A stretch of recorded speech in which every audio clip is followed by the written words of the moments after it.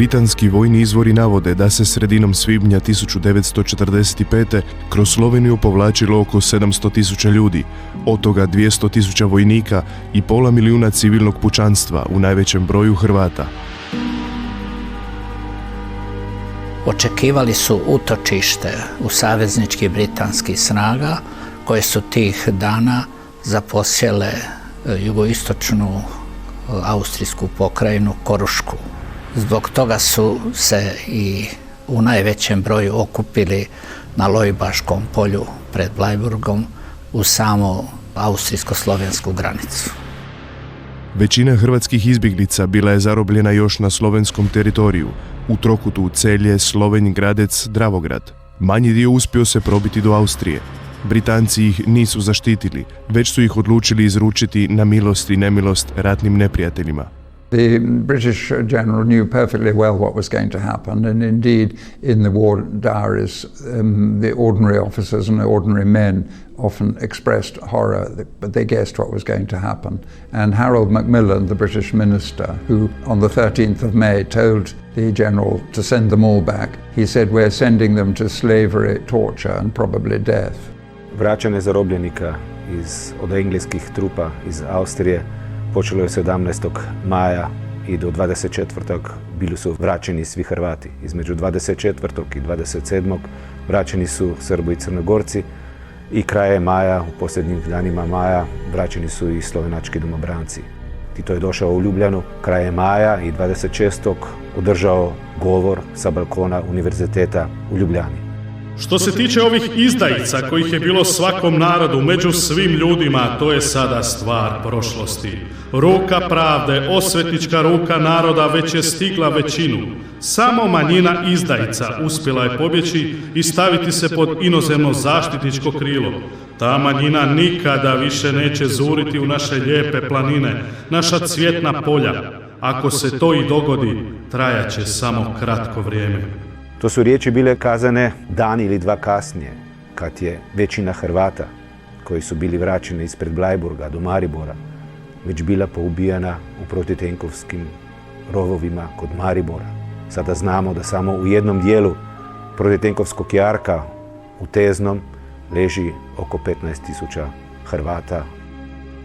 Ta zbivanja poznata su u hrvatskoj povijesti pod nazivom Bleiburška tragedija, po obližnjem gradiću Bleiburgu, gdje je započela, ili križni put hrvatskog naroda 1945. po kolonama smrti koje su upućivane prema rumunjskoj granici, bugarskoj, prema makedonskoj granici, pa čak sve do Soluna u Grčkoj.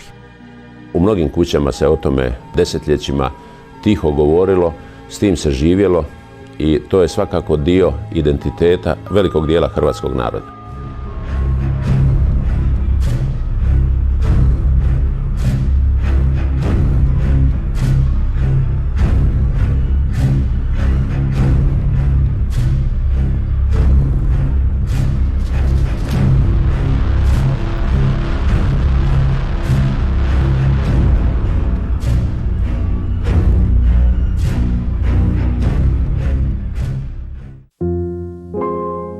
Oko 40.000 hrvatskih izbjeglica uspjelo je izbjeći izručenje. Uglavnom su se smjestili u zoni britanske okupacijske uprave u Južnoj Austriji, najvećim dijelom u lageru za izbjeglice u Klagenfurtu. Među preživjelim hrvatskim izbjeglicama, tada i razoružanim vojnicima koji su bili po logorima uglavnom u britanskoj okupacionoj zoni u Austriji, proširile su se vijesti zapravo što se događa sa onima koji su bili izručeni Jugoslaviji. Kada se doznalo za masovne partizanske pokolje, počeli su priređivati mise zadušnice za pobijene sunarodnjake u improviziranim crkvicama. Međutim, britanske okupacijske vlasti strogo su im ograničile kretanje s posebnom zabranom odlaska na Bleiburško polje. 1945. godine, kasno u jesen sam došao, a lager tu su bili samo Hrvati. Tu sam odmah našao Martinovića, Nikiću, i u istu sam sobu i ja dobio. Tu je 18 nas bilo. u sobi. Neko vrijeme bili smo zajedno, počelo se u lageru razgovarati o Bleiburgu. On je bio skoro najglavniji koji je to poticao uvijek za Bleiburg, da odemo probati posjetiti Bleiburg. Ali mogućnost je bila da smo samo smjeli 10 km ići od lagera. Početkom svibnja 1947. zaključeno je da je potrebno ustanoviti komemoraciju koja će trajno podsjećati na Bleiburšku tragediju, a ona bi se održavala u improviziranoj crkvi u izbjegličkom lageru, sve dok se ne bude smjelo ići na Bleiburg. Urednik lagerskog glasila Plamen, Dragutin Zudenigo, predložio je da se, dok se ne steknu uvjeti za to, organizira nogometna utakmica s mjesnim klubom u Bleiburgu. Plan se ostvario tek za sve svete 1951. godine. Ja nisam htio nići prvo. Austrijanac koji je igrao nogomet, isto došao je po mene i kazao je Mikrut je nazvao i nazvali su da moram doći utakmica se sigurno igra. I onda sam i ja otišao taj prvi put. Tog dana nakon odigrane utakmice trojica mladih hrvatskih izbjeglica, Ante Mikrut, Nikica Martinović i Ante Vranjković, obišli su obližnje groblje u Unterleubachu kod Bleiburga i položili vijenac uz vojnički grob, u kojem su se nalazili i posmrtni ostaci ubijenih hrvatskih zarobljenika. Šestorica drugih, Mirko Karačić, Josip Đakić, Petar Hrstić, Ante Mačinković, Ante Samovojska i Halil Delić otišli su do samoga Bleiburškog polja, gdje su od ostavljenog oružja načinili križ, položili cvijeće i zapalili svijeće. Onda smo obećali da ćemo mi svake godine dolaziti i mi smo i dolazili svake godine. Sljedeće je 1952. godine, također za blagdan svih svetih, nekoliko desetaka hrvatskih izbjeglica iz Južne Austrije odvažilo se posjetiti Bleiburg. Taj događaj značio je početak organiziranog i trajnog dolaska na Bleiburško polje. Tog dana je i donesena odluka o osnivanju počasnog Bleiburškog voda. Za prvog predsjednika počasnog Bleiburškog voda izabran je Ante Mikrut, za glavnog tajnika Nikica Martinović, a za rizničara Mirko Karačić. Stvorena je ideja o tome da je potrebno napraviti jedno spomen područje na Bleiburškom polju koje bi širilo istinu i zapravo dovodilo u svijest ljudi ta događanja iz toga vremena 1945. na Bleiburškom polju. Ante Mikrut bio je i predsjednik udruge Hrvatska katolička mladež u Klagenfurtu. Na njegov prijedlog je velečasni Vilim Cecelja, voditelj Hrvatske katoličke misije u Salzburgu, 5. travnja 1953. služio svetu misu u kapeli na groblju u Unterleubachu. I poslije kad je prvi put velečasni Cecelja došao, on je ostao vjeran Bleiburgu i sve do njegove smrti.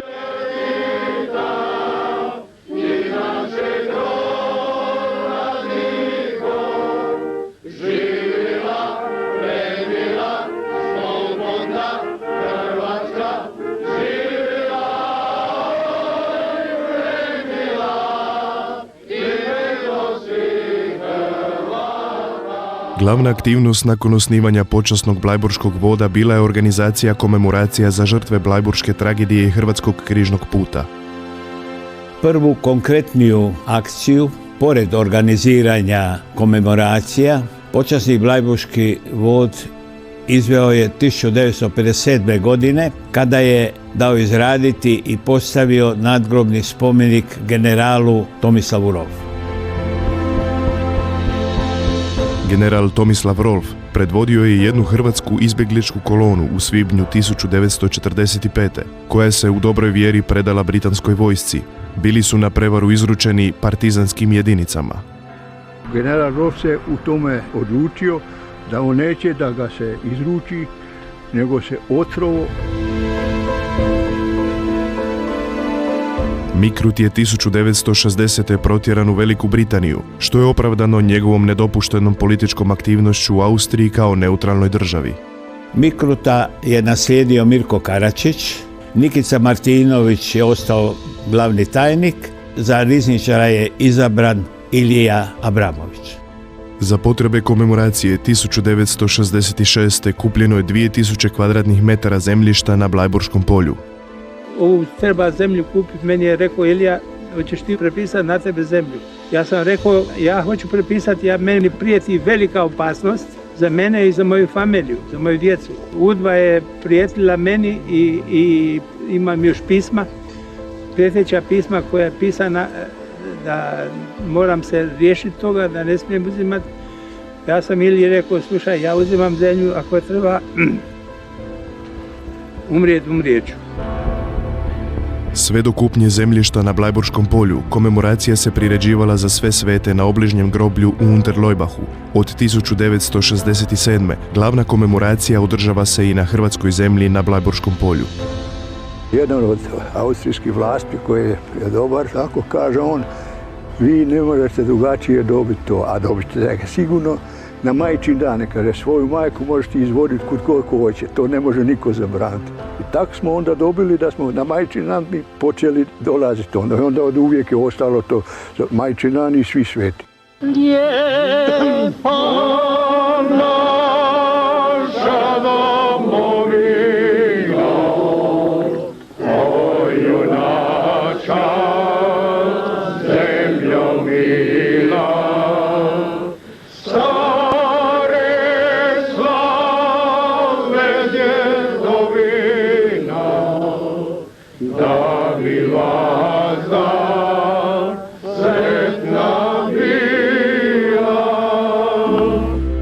Beograd je početkom 60. godina delegirao slovensku UDBU za strogi nadzor rada počasnog Blajburškog voda. Kein anderer Geheim- bzw. Nachrichtendienst in Kärnten war ähnlich aktiv wie der jugoslawische Geheimdienst. Weit über 100 Personen stehen in Kärnten auf UDBA-Listen Urlaub. Nakon 20 rada, dosje slovenske UDBE o počasnom Blajburškom vodu imao je 5000 stranica. Beograd je pak bio nezadovoljan radom austrijske policije. Ofenzivna akcija bio je eufemizam za bombne tentate, diverzije, likvidacije, otmice i slično, koje su jugoslavenske tajne policije izvele oko 100 njih protiv hrvatskih političkih imigranata u razdoblju od 1945. do raspada Jugoslavenske komunističke države. Prva ofenzivna akcija protiv počasnog Blajburškog voda izvedena je na majčin dan 1966. podmetanjem bombe u gostionici kod Blajburškog polja, gdje je priređen ručak za hodočasnike nakon komemoracije. U izvješću dvojice mariborskih agenata UDBE detaljno je opisano priprema atentata, no bomba nije bila dobro izrađena, pa tako nije došlo do željenog učinka. U ljeto 1972. započela je žestoka akcija UDBE protiv velečasnog Vilima Cecelje. Beograd ga je optužio pred austrijskim vlastima da je povezan s ustaškim teroristima. Velika istraga koju je tada pokrenula austrijska policija rezultirala je time da nisu pronađeni nikakvi dokazi koji bi potvrdili beogradske optužbe. Nemojte čekati nikakovih zapovjedi. Nemojte čekati nikoga da će dirigirati. Svaki od nas mora biti dirigent i svaki od nas mora izvršiti ono što mu srce i duša za Hrvatsko nosi. S tim se raziđemo, u tom duhu radimo i Hrvatska će brzo biti slobodna. Hvala vam. Usprkos svim optužbama koje su išle na račun Cecelje, može se slobodno konstatirati na temelju postojećih izvora da je Cecelja imao popriličnu podršku i Svete stolice i vrhova katoličke crkve u Hrvatskoj, posebice kardinala Šepera, koji je uvijek čvrsto stao u njegovu obranu u svim napadima sa jugoslavenske strane. Tada je u jugoslavenskoj centrali UDBE donesena odluka da se velečasnog Cecelju ilegalno dovede u Jugoslaviju. U centralnom arhivu Slovenačke UDBE vidi se da je otmica velečasnog Vilima Cecelje bila vodena pod kodnim imenom Duje 3. Otmica nije uspjela, no dokumentaciju koju su kod njega ukrali saradnici Slovenačke UDBE, najvažniji dokument bio je propoved koji je trebao velečasni održati u sljedećoj misiji. Nakon velečasnog Cecelje, glavna udbina meta postao je Nikica Martinović, glavni tajnik počasnog Blajburškog voda. Martinović je početkom 1975. vodio pripreme za obilježavanje 30-godišnjice Blajburške tragedije. Jugoslavenske tajne službe su pokušale sve učiniti da to onemoguće i da se istina o tome ne sazna. Nikica Martinović se 17. veljače 1975. po običaju malo iza 18 sati dovezao automobilom na posao i parkirao ispred svoje trgovine cvijećem i povrćem u Klagenfurtu. Očigledno je da je imala slovenačka udba zadatak neposredne pripreme likvidacije hrvatskog emigranta Nikice Martinovića i u tome smislu su poduzeli sve potrebne akcije da se ta radnja obistini. Ubrzo nakon Martinovićeva ulaska u trgovinu odjeknuli su hici. Sve se odigralo munjevito. Atentatori su neopaženo pobjegli. Dotrči jedan od ruskog imigranta, sin koji je mlađi od nas bio, ali je dotrko meni i kaže: Ilija, pucali su na Martinovića. I ja odmah sam pritašao 100 metara gdje smo od Lagerova, toga ima 150 metara možda od te gostionice. Došao sam tamo, već je Martinović bio odvežen. Ilija Abramović je nekoliko tjedana nakon ubojstva Nikice Martinovića dobio pismo s uputom da u garderobi na željezničkom kolodvoru treba podignuti nekakav kofer. Otišao sam sa tim pismom kod šefa policije, doktora Winklera, dobio sam to, evo sada kaže on, onda sam ja na mom slabom njemačkom jeziku priveo to, kako sam ja znam, kaže Ilija, to je šala, ja kažem, pa onda vidite, donesite ga, ja neću izvod. I na kraju se on pridomislio i kaže da će poslati sa mnom jednog policajca da ide samo da donese lijep kufer, novi, ne mora biti lijepše, pozadi su ga prorezali i otvorili i u tome kuferu su bila 2 samokresa, 2 kile dinamita, 2 UNO uniforme i još kojekakvih stvari, ja ne znam sam šta je. Onda sam nakon toga, onda je meni taj doktor Winkler kazao mi je, ajmo Ilija, kaže, to nije šala. Atentata nije bio pošteđen ni tadašnji predsjednik počasnog blajburškog voda Mirko Karačić. Agenti UDBE postavili su 8. svibnja 1976. bombu pred ulaz u njegov restoran u Klagenfurtu. Da Mirko Karačić tog jutra nije zakasnio u gostionu, on bi bio žrtav bombnog atentata. To je zaključak policijske istrage austrijske policije.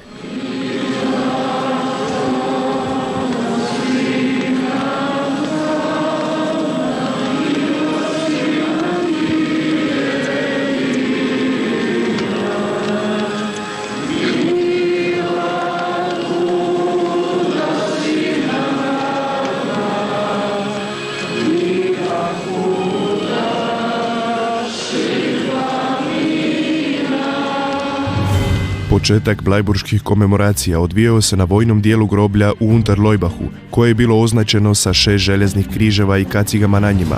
Ondje se nalazio i grob hrvatskih vojnika. Uz njega je počasni blajburški vod 1976. podigao nadgrobni spomenik.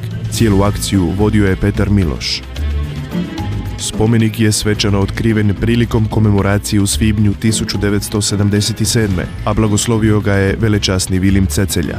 Petar Miloš bio je od ranije poznat kao aktivan u vodstvu počasnog blajburškog voda.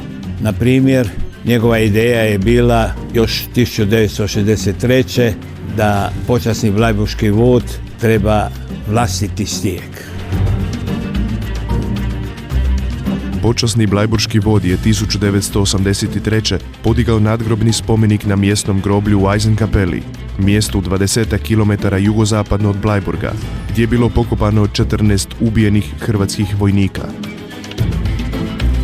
Sljedeći cilj bio je postaviti spomenik na samom Blajburškom polju.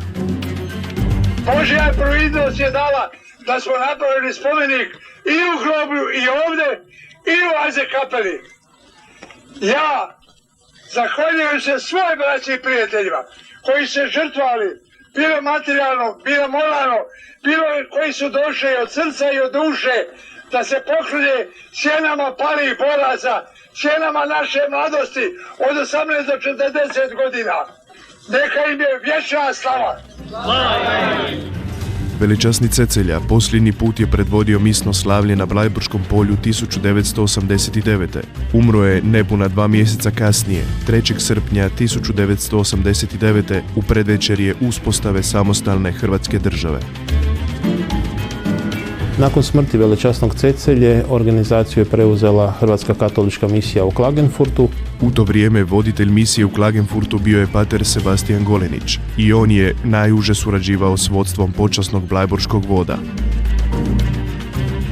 U svibnju 1990. nekoliko tisuća Hrvata iz domovine Hrvatske i Bosne i Hercegovine prvi put su mogli slobodno doći na komemoraciju na Blajburško polje. Video snimku posljednje blajburške komemoracije prije raspada komunističke Jugoslavije možemo zahvaliti Sloveničkoj UDBI. Vidi se iz arhive da je saradnik Sloveničke UDBE iz Mariborskog centra, kodno ime Hanzi, pravimo Milan Dorić, brižljivo pratio sve što se događalo na Blajburškom polju. Prvi višestranački izbori u Hrvatskoj donijeli su sa sobom dašak slobode i demokracije. I've come here to Bleiburg Field, I think, 4 or 5 times now over the last 10 years. I think the first time there were maybe only 200 people, just like the front of the crowd here. And it's a great honor for me to be here for the first time when people can come freely from a free Croatia. Sve do demokratskih promjena, gotovo znači do kraja komunističke vlasti, Blajburg se nije niti spominjao. Znači on je imao pravo javnosti, o njemu se nije govorilo, šaptalo se praktično u kućama onih koji su stradali i to ne baš u svima. O žrtvama Blajburga i križnih puteva prvi put sam govorio na Saboru Hrvatske demokratske zajednice 25. veljače 1990. Iza toga 1991. godine kao pomoćnik ministra unutarnjih poslova nosio sam vijenac na Blajburško polje i to je prvi put da je službena Hrvatska došla do Blajburga. Nakon uspostave samostalne i suverene države, politički vrh bio je svjestan da je blajburška tragedija ostavila duboke kolektivne traume u hrvatskom narodu. Dana 8. listopada 1991. godine Hrvatski je sabor donio zakon o utvrđivanju ratnih i poratnih žrtava Drugog svjetskog rata. Kolika je vrijednost ovog zakona vidi se iz toga da je donešen neposredno poslije odluke Hrvatskog sabora o raskidu državnopravnih sveza s bivšim republikama u bivšoj Jugoslaviji. Na temelju tog zakona već početkom 1992. osnovana je Državna komisija za utvrđivanje ratnih i poratnih žrtava. Osim u Hrvatskoj, takva je komisija osnovana i u Sloveniji.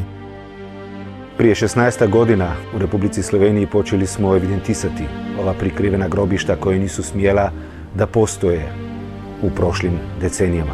Sada znamo da ih ima danas 642. A istraživanja ovih prikrivena grobišta počela su tek od 2006. godine. Na osnovu izvora imamo evidentisanih oko 145 grobova gdje bi bili hrvatske žrtve. Nažalost, Hrvatska državna komisija za utvrđivanje ratnih i poratnih žrtava ukinuta je prije nego što je završila svoj posao, pa se ni danas ne zna konačan broj poslijeratnih žrtava. Zapravo kroz vrijeme kratko kroz koje je djelovala, prikupila je preko 85.000 žrtava imenom i prezimenom istoga razdoblja. Legaliziranjem istraživanja i utvrđivanja istine o broju, mjestu i okolnostima stradanja žrtava blajburške tragedije i križnog puta hrvatskog naroda, pružena je zadovoljština dijelu desetljećima zanemarivanog i diskriminiranog hrvatskog naroda i društva. I tada praktično možemo reći da je počelo pretvaranje naše prošlosti u povijest. To je onaj moment kada ta jedna velika trauma, o njoj se počinje govoriti i na neki način se ona počinje liječiti. No zbog velikosrpske agresije na Hrvatsku, odnos države prema tim događajima nešto je splasnuo, tako da je Sabor tek u travnju 1995. utemeljio odbor za obilježavanje 50. obljetnice blajburških žrtava i žrtava križnog puta. To je na tragu provedbe volje hrvatskog naroda i Hrvatskog sabora, ali i volje koja je iznijeta u 90. godine na prvom saboru Hrvatske demokratske zajednice, gdje je gospodin Vice Vukojević govorio o potrebi da se ustanovi jedno sjećanje na žrtve Blajburga i križnih puteva. U povodu 50. obljetnice žrtava Blajburga i križnih puteva u Saboru je 12. i 13. svibnja 1995. godine održan međunarodni znanstveni skup o žrtvama Blajburga i križnih puteva. Po završetku toga simpozija, sve sudionike simpozija je primio predsjednik Republike Hrvatske dr. Franjo Tuđman.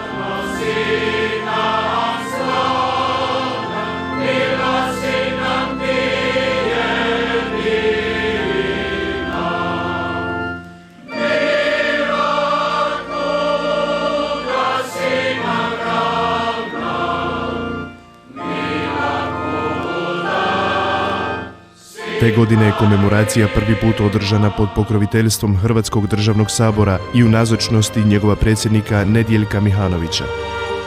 Moramo biti svjesni da naša današnja Hrvatska vojska i naši branitelji nisu u ovome Domovinskom ratu pobjedili da bismo ponovno doživjeli još krvaviji Bleiburg i još okrutnije političko i nacionalno umorstvo hrvatskog naroda. Poklonimo se stoga ovim nevinim i časnim sjenama palih hrvatskih vojnika i mučenika. Pomolimo se Svevišnjemu da im ova tuđa grobna gruda bude prijateljska i laka.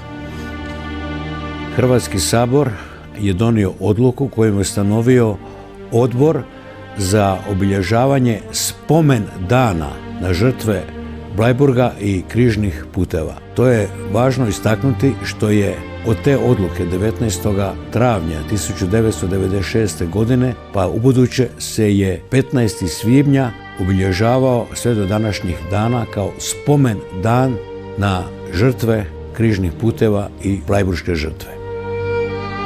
Novoizabrani predsjednik sabora Vlatko Pavletić te godine osobno predvodio izaslanstvo na komemoraciji.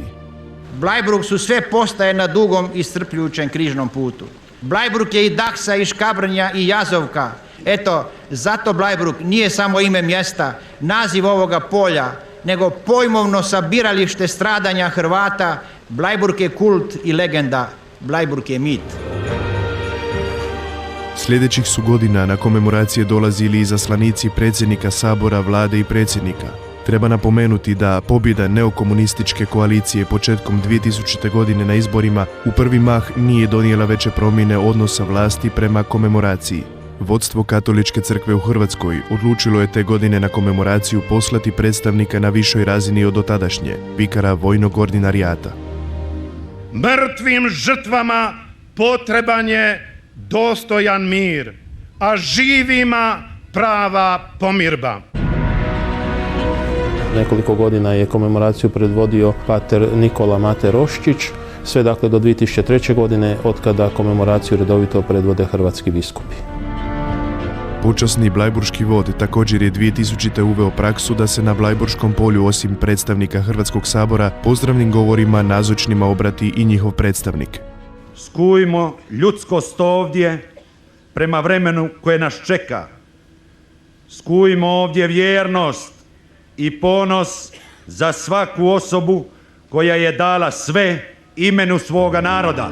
Prigodom središnje komemoracije 2002. nazočne hodočasnike na Blajburškom polju ispred tadašnje koalicijske vlasti trebao je pozdraviti potpredsjednik Hrvatskog sabora Zdravko Tomac.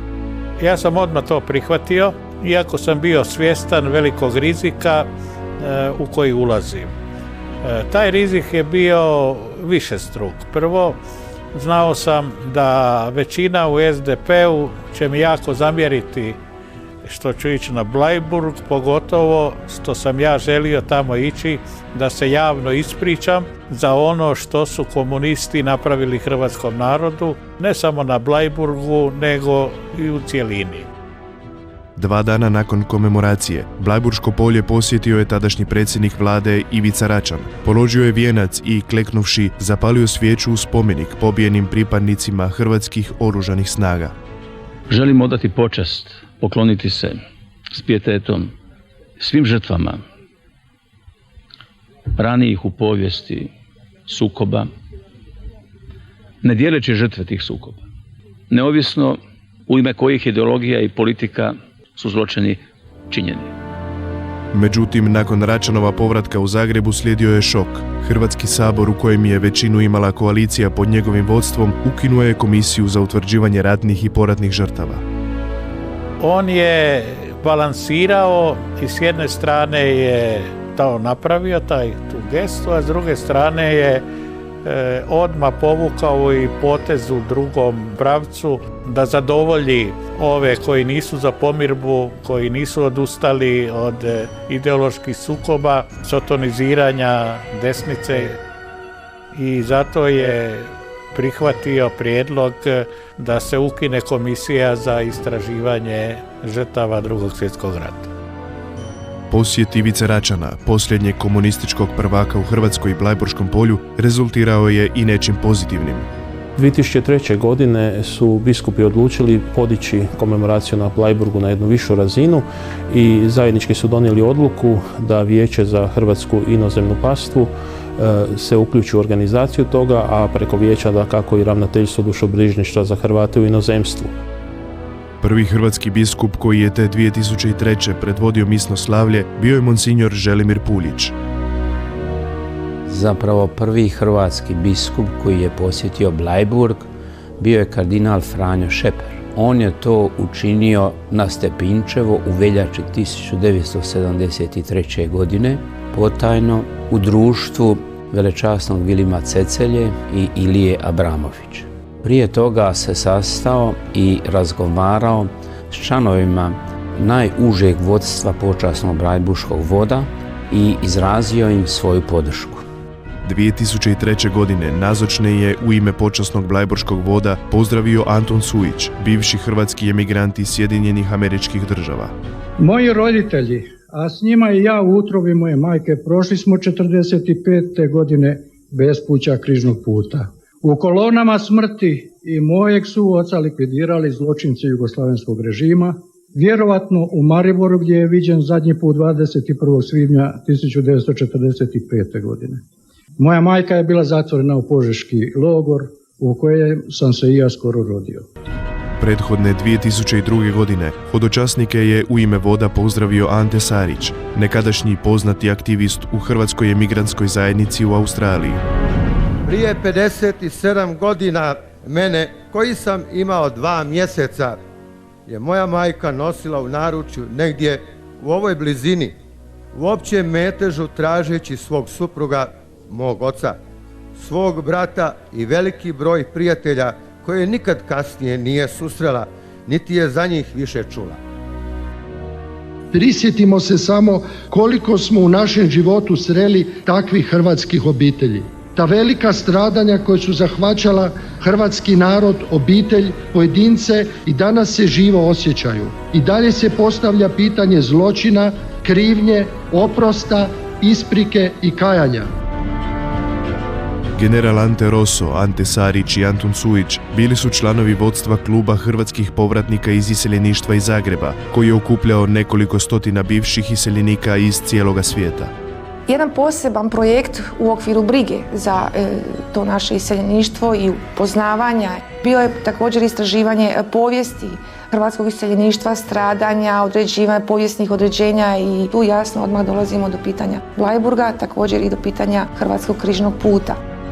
Klub je 2003. objavio knjigu o djelovanju počasnog Blajburškog voda Čuvari Blajburške uspomene. Pozvali smo članove Blajburškog voda da dođu iz Austrije na našu tradicionalnu večer kluba povratnika iz iseljeništva, na kojoj je Bože Vukušić predložio plan obnove i dogradnje spomenika u Blajburgu. Na večeri u Zagrebu početkom 2004. u ime HDZ-ove vlade bio je i ministar obrazovanja i znanosti Dragan Primorac. Kratko potom, premijer Sanader, čiji je otac također bio sudionik Blajburške tragedije, posjetio je Blajburško polje. Obnoviteljski sabor počasnog Blajburškog voda održan je potkraj 2004. u prostorijama Hrvatske katoličke misije u Klagenfurtu. Za predsjednika je ponovno izabran Mirko Karačić, za dopredsjednika Omer Vrabac, za rizničara Ilija Abramović te za glavnog tajnika Bože Vukušić. Novo vodstvo počasnog Blajburškog voda činili su njegovi izvorni članovi, kao prva generacija Ilija Abramović i Omer Vrabac. Već drugu generaciju predstavljaju Anton Sujić i Ante Sarić i ja. Novi članovi vodstva, poput Bože Vukušića, predstavlja treću generaciju čuvara uspomene na Blajburšku tragediju. U svibnju 2005. u Maloj vijećnici Hrvatskog sabora održan je međunarodni znanstveno-stručni simpozij o Blajburškoj tragediji i križnom putu hrvatskog naroda. To je imalo veliko značenje, jedno jer je tada urbi et orbi, ne samo u Hrvatskoj, nego i u cijelom svijetu prenošena istina o zlodjelima komunističkog režima, o masovnim umorstvima i zločinima nad hrvatskim narodom koje su počinili komunistički vlastodržci na čelu sa Titom. Te je godine počasni blajburški vod u suradnji s udrugom Hrvatski križni put objavio 2 trojezične knjige na hrvatskom, njemačkom i engleskom jeziku, fotomonografiju Bleiburg Memento i knjižicu Crna knjiga komunizma u Hrvatskoj. Organizirana su i 2 hodočašća u spomen na žrtve Blajburške tragedije, prvo u organizaciji vukovarskih branitelja.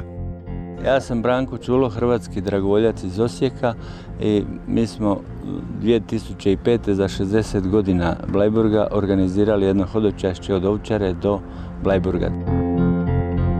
Druga grupa hodočasnika u organizaciji Hrvatskog katoličkog dobrotvornog društva iz Sarajeva pješačila je od Zagreba do Bleiburga. Poznati mostarski ultramaratonac Aleksandar Golo trčao je 800 km u spomen na žrtve Bleiburga. Svakako najvažniji projekt te godine bio je obnova i dogradnja spomenika žrtvama tragedije na Bleiburškom polju. Spomenik je svečano otkriven 2005. O 60. obljetnici Bleiburške tragedije slavlje je predvodio, komemorativno slavlje je predvodio vrhbosanski nadbiskup kardinal Vinko Puljić i tom je prigodom blagoslovio obnovljeni spomenik na Bleiburškom polju.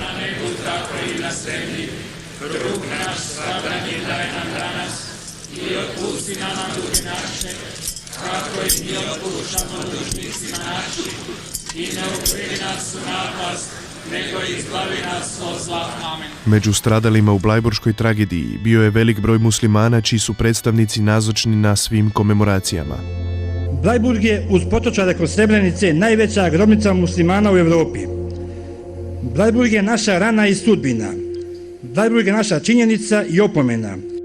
Zato molimo Svevišnjega da nama i potomcima našim podari snage da praštamo i da nikada ne potegnemo za osvetom, jer osveta vodi u nasilništvo, kao što se skoro redovno u svijetu događalo.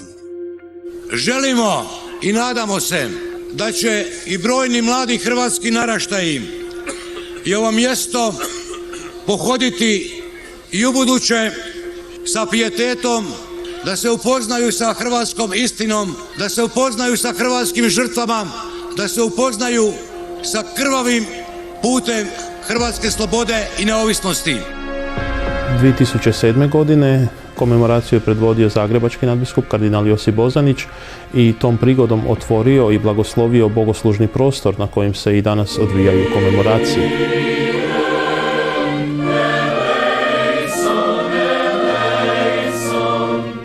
Počasni blajburški vod intenzivno je surađivao sa slovenskim povjesničarima i istraživačima poratnih zločina i masovnih stratišta. Počasni blajburški vod je 2006.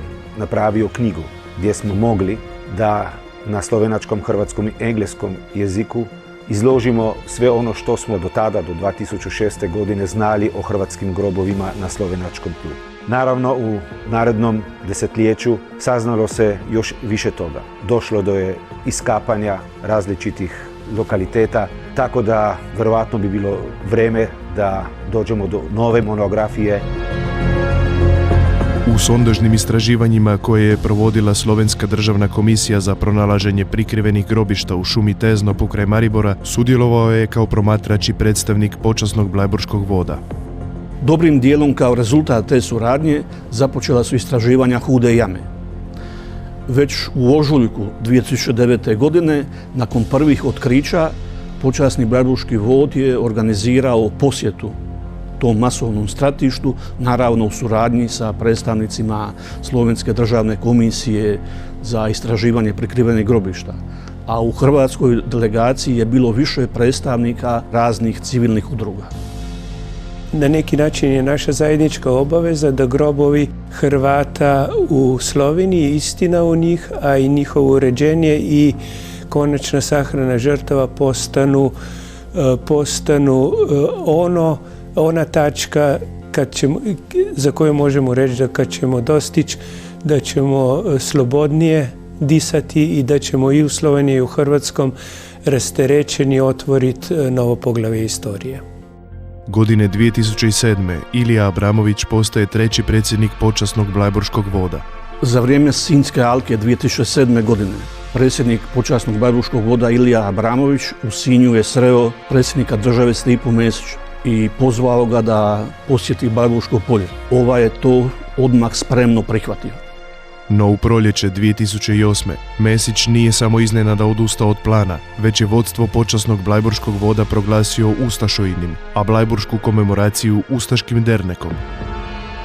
Njegov glavni posao je bio da svako hrvatsko domoljublje i borbu za istinu proglasi povratkom na ustašku politiku i kad bi se nabrojale sve te strašne izjave koje je davao Mesić i koje i danas daje, to je nešto što je teško shvatiti da je takav čovjek mogao biti dvostruki predsjednik Hrvatske.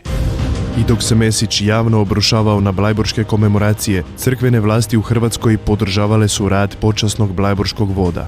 U širenju istine oko blajburške tragedije crkva je sudjelovala na taj način što je 2008. godine Glas koncila kao crkvena izdavačka kuća, dakako u suradnji s počasnim Blajburškim vodom, objavila i monografiju Blajburg, tragedija i nada, u kojoj su opisana sva ta nastojanja oko širenja istine i historiografski i povijesno obrađene sve dotadašnje komemoracije.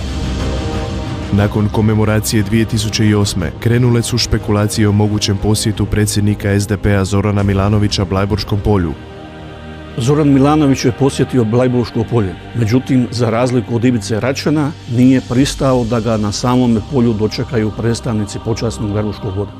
Počasni Blajburški vod je na Zagrebačkom autobusnom kolodvoru 2009. organizirao izložbu likovnih radova, umjetničkih slika i skulptura, dokumentarnih fotografija i dokumenata. Na lokaciji autobusnog kolodvora je u vrijeme poratno i ratno bio kanal, to je sakupljalište, to je logor. Odavde su prikupljena i sakupljena hrvatska mladež i odvožena je u nepoznato, za mnoge se ni dan danas ne zna gdje su odveženi. Ja sam živi svjedok, jedan od preživjelih koji su ovdje bili zatočeni u logoru koji se zvao logor na kanalu. Odavde sam nakon križnog puta bio dotjeran, a ovo je bio logor Ozna. U 2 mjeseca koliko je trajala, izložbu je vidjelo više od 1 milijun ljudi. 3 dana prije 65. obljetnice tragedije, Blajburško polje posjetila je tadašnja predsjednica vlade Jadranka Kosor. Mjesec dana kasnije, mjesto tragedije posjetio je i novoizabrani predsjednik države Ivo Josipović. Dođe do spomenika, to sam služio i kažem ja da mi je velika čast da mogu pozdraviti predsjednika Hrvatske države nakon 65 godina.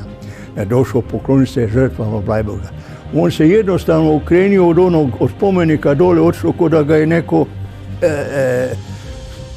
otjerao otale, da ćemo nešto napraviti. Ja sam ga promatrao i meni se čini ili od mržnje ili od straha, ko da će propati u onu zemlju. Tako sam ga ja cijenio. Čak se blijed mi izgledao, ja ne znam kako. Josipović je okupljenim novinarima izjavio kako smatra da je s njegovim posjetom Blajburškom polju završio Drugi svjetski rat. Teško je reći šta je mislio, ali njegov cilj je da se prestane tražiti istina o tom šta se događalo. U proljeće te 2010. započela je gradnja vojnog groblja. To cjelovito spomen središte Blajburške tragedije trebalo je uključivati od kapelice spomenika do vojnog groblja i svih popratnih objekata koji bi trebali još uz to doći. Međutim, to su bila potrebna ogromna financijska sredstva. Tako da je taj dio također se morao na nekakav način razdvojiti, jer po cjelinama koje su bile zahtjevne i financijski i organizacijski. Cilj voda je bio prenijeti posmrtne ostatke i nadgrobne spomenike sa svih okolnih grobalja u Južnoj Austriji na jedno mjesto. No nakon Josipovićeva posjeta Blajburškom polju, austrijske vlasti počele su praviti smetnje. Promijenjeni su urbanistički planovi, tako da nakon te promjene na Blajburškom polju, na zemljištu vlasništvu počasnog Blajburškog voda, više se ne bi smjelo ništa graditi. Unatoč tom problemu, počasni blajburški vod započeo je novi projekt. Bista velečasnog Vilima Cecelje svečano je otkrivena i blagoslovljena prigodom središnje komemoracije 2011. Početkom te godine povjesničar Daniel Ivin zatražio je od predsjednika Hrvatskog sabora Luke Bebića ukidanje pokroviteljstva nad komemoracijom. Određene skupine jugoslavensko-komunističke orijentacije i ljevičari su u više navrata pokušali ukinuti pokroviteljstvo Hrvatskog sabora nad obilježavanju žrtava Bleiburga i križnih puteva. Luka Bebić je odbio taj zahtjev, pa ga je Ivin ponovio početkom 2012. Ovaj put je predsjedništvo sabora prihvatilo prijedlog. To je jedna odluka koja je sebi nosila zamisao, jalovu, uzaludnu zamisao da će ukidanjem pokroviteljstva Hrvatskog sabora nad obilježavanjem žrtava Bleiburga i križnog puta da će se zatvoriti istina. Za ukidanje pokroviteljstva glasovali su predsjednik sabora Boris Šprem i potpredsjednici iz redova vladajuće neokomunističke koalicije, a protiv su glasovali i članovi HDZ-a. To je bio uzaludan trud jer je nakon ponovne promjene vlasti obnovljeno pokroviteljstvo Hrvatskog sabora nad bleiburškim žrtvama i križnog puta, tako da je taj jedan poguban potez jugokomunističke vlasti neslavno završio. Pokrovitelj komemoracije 2012. bila je Osječko-baranjska županija. Nekoliko dana kasnije, kad su vidjeli da svojim odlukama nisu i ne mogu ugroziti održavanje komemoracije na Blajburškom polju, predsjednik države Josipović, sabora Šprem i Vlade Milanović posjetili su masovno stratište u šumi Tezno kod Maribora. U Tezno su došli sa svojom osobnom i političkom pratnjom, ali bez naroda i svećenika i s pretenzijom da tu lokaciju nametnu kao središnje mjesto komemoracije umjesto Blajburškog polja. Međutim, nisu ih dočekali predstavnici vlasti Republike Slovenije, koji su tako jasno izrazili svoj stav protiv premještanja Blajburške komemoracije u njihovu zemlju. Jedan od argumenata zašto bi to trebalo iz Austrije prebaciti u Sloveniju bilo je kako je to ipak u Austriji na stranom terenu u drugoj državi, kao da Slovenija nije druga država. Biološki i ideološki sljedbenici počinitelja zločina ponajmanje su pozvani određivati takovo mjesto žalovanja. Pokušajem izmještanja središnje komemoracije s Blajburškog polja htjelo se pokrenuti potpuno dokidanje Blajburške tragedije kao jednog od najvažnijih suvremenih nacionalnih identitetskih simbola. Svaka ideja negiranja Bleiburga, svaka ideja premještanja komemoracije na neko drugo mjesto, o njoj se ne smije ni raspravljati, a kamoli ju prihvatiti. Ona je uperena protiv istine i ona je uperena protiv interesa hrvatskog naroda.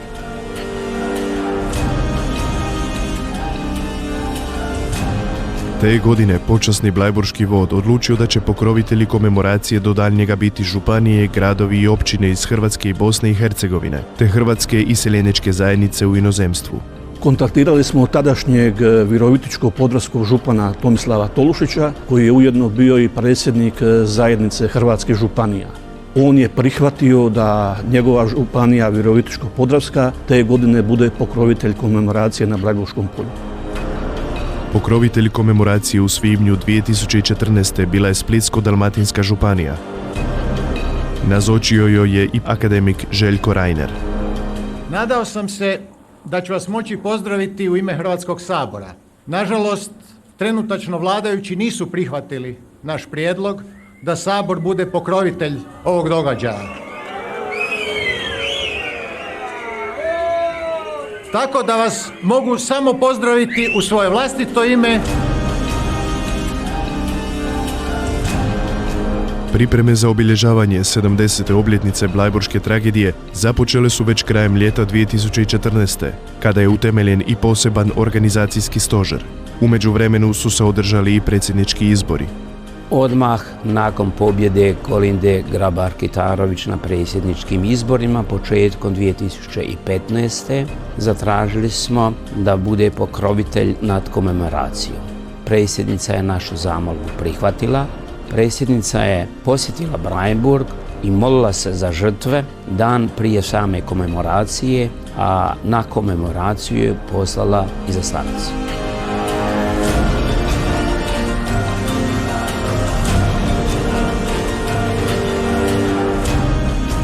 pred doista dotad neviđenim mnoštvom naroda od preko 50.000 vjernika. Komemoraciju je liturgijski dio predvodio ponovno zagrebački nadbiskup kardinal Josip Bozanić.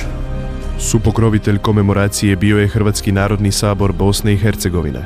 Došli smo na Bleiburg istini pogledati u oči, suočiti se s njom, jer kako stoji napisano, samo će nas istina osloboditi.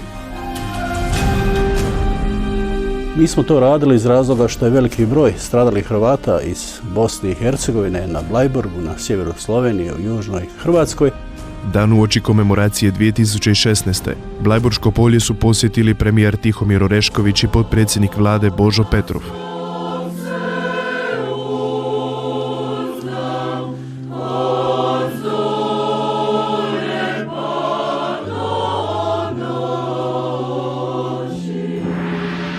Čast mi je da vas mogu pozdraviti u svoje ime, no osobito u ime Hrvatskog sabora, koji je napokon opet pokrovitelj na današnjim komemorativnim skupom u Bleiburgu.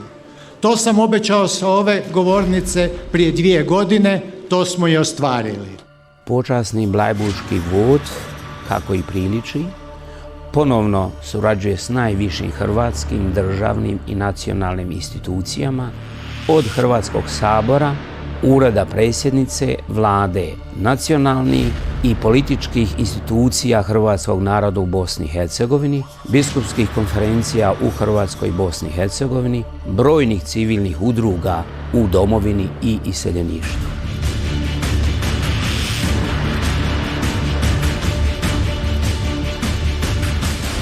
Ono što su željeli skromni hrvatski iseljenici su i ostvarili. Ne samo u svibnju, nego tijekom cijele godine na Blajburško polje dolaze se pokloniti hodočasnici sa svih strana svijeta. Od majčinog dana do svih svijeti. Ja sigurno dođem 20 puta najmanje, ja uvijek dolazim. Skoro nikad nisam došao da nije neko bio. Uvijek dolazi se tu, pale se svijeće. Zbog poznatih političkih okolnosti proizašlih iz protuhrvatske naravi jugoslavenske komunističke diktature, žrtve Blajburške tragedije i križnog puta hrvatskog naroda nisu se smjele i mogle komemorirati u domovini, pa su to učinili hrvatski iseljenici u inozemstvu. Ja kažem, Mili, ma hajde boja šta letiš tam. Kaže on meni, ti imaš, kaže, djecu i unučadi i sve, a ja nemam nikoga, ja imam sam Bleiburg. Naš život je prošao u Bleiburgu. Od onoga dana ko smo počeli do danas Bleiburg. Početkom 90. godina, nakon uspostave samostalne i demokratske Hrvatske države, na Blajburško polje počinju dolaziti deseci tisuća hodočasnika, te je ono u međuvremenu postalo mjestom simbolom sveukupnih stradanja hrvatskog naroda za vrijeme jugoslavenskog komunističkog režima nakon Drugog svjetskog rata. Gotovo sam uvjeren da još desetljećima i stoljećima će se ta tragedija obilježavati, i to ne na nekom drugom mjestu, nego upravo tamo gdje se i počela obilježavati, a to je Blajburško polje. Zahvalni smo počasnom Blajburškom vodu i hrvatskim iseljenicima što su u teškim vremenima njegovali sjećanje na žrtve Blajburške tragedije i križnog puta. Danas, kad imamo svoju državu, sretni smo da je Hrvatski sabor pokrovitelj sjećanja na Blajburške žrtve, da vlada financira taj projekt, a pridružuje se Hrvatska biskupska konferencija. Pokroviteljstvo Hrvatskog sabora je važan iskorak prema traženju trajnog oblika sjećanja na Blajburške žrtve na institucionalnoj, državnoj i nacionalnoj razini.